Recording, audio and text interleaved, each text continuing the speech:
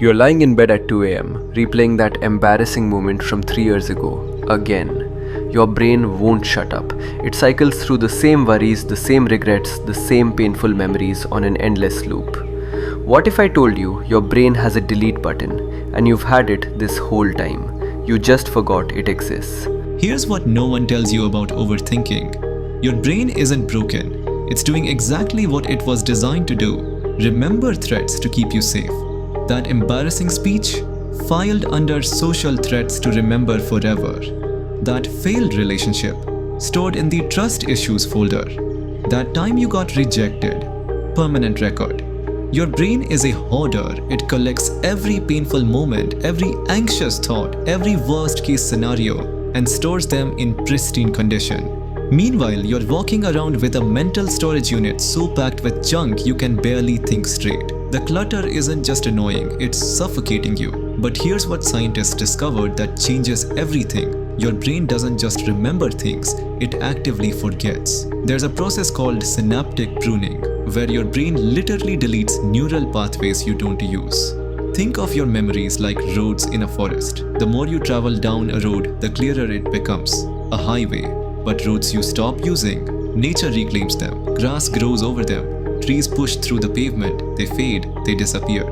Your brain does this automatically while you sleep, clearing out useless information to make room for what matters. But here's the problem, you keep reopening the files. Every time you replay that cringy moment, you're resurfacing that road. You're reinforcing the neural pathway. You're telling your brain, this is important, keep this forever. You're literally choosing what stays and what goes. And right now, you're choosing to keep the worst stuff. So here's how you actually use the delete button. Step 1. Catch the replay. The moment you notice yourself spiraling into a familiar thought pattern, that embarrassing moment, that old grudge, that anxiety loop, just notice it. Don't judge it. Just say, there it is again. You're shining a light on the pattern. You can't delete what you don't see. Most people are so lost in the thoughts, they don't even realize they're choosing to think them. Awareness is the first click of the mouse. Step 2.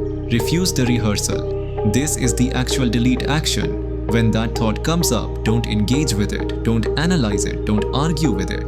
Don't try to solve it for the 1000th time, just let it float by like a cloud. The thought will scream for attention. It'll say, but this is important, it'll feel urgent, that's normal. It's been getting your attention for years, it doesn't want to be deleted. But here's the truth, every time you refuse to engage, that neural pathway gets a little weaker. The road gets a little more overgrown. You are literally starving the thought of the attention it needs to survive. Step 3. Replace with the present.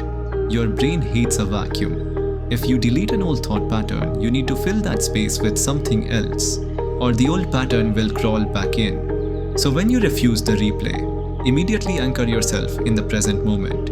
Feel your breath. Notice the sounds around you. Look at something in front of you and really see it. You're building a new road, a road that leads to right here, right now instead of 3 years ago or some imagined future disaster. This is how you reprogram the system. Step 4. Deliberately forget. This sounds weird, but it works. Make a conscious decision to let go of specific memories that serve no purpose. That person who wronged you 5 years ago, decide to forget the details. You don't need them anymore. That failure that haunts you, decide it's old data, irrelevant to who you are now. Say it out loud if you have to. I'm deleting this. It sounds like magic, but it's neuroscience. Your brain follows your instructions. If you keep saying, I'll never forget this, you won't. If you say, I'm letting this go, and you stop feeding it attention, it will fade.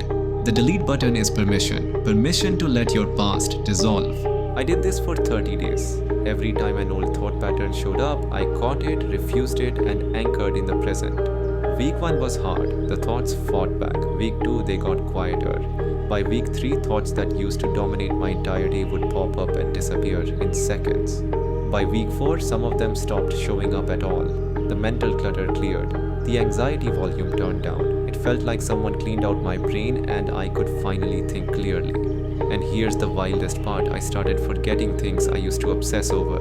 Not because I forced it, but because I stopped maintaining those memories. The roads disappeared. Listen, your brain is the most powerful tool you'll ever own, but right now you're using it like a prison. You're replaying your trauma like it's your favorite movie. You're curating a mental museum of every terrible moment, and you're the only visitor. But you don't have to live there anymore. You have a delete button, you've always had it, and the moment you start using it, everything changes. Your past doesn't have to be your prison, it can just be old files you don't open anymore, roads you don't travel down, dust that settles and fades. You get to decide what stays. So start today, catch the replay, refuse the rehearsal. Delete what doesn't serve you. Your brain will thank you.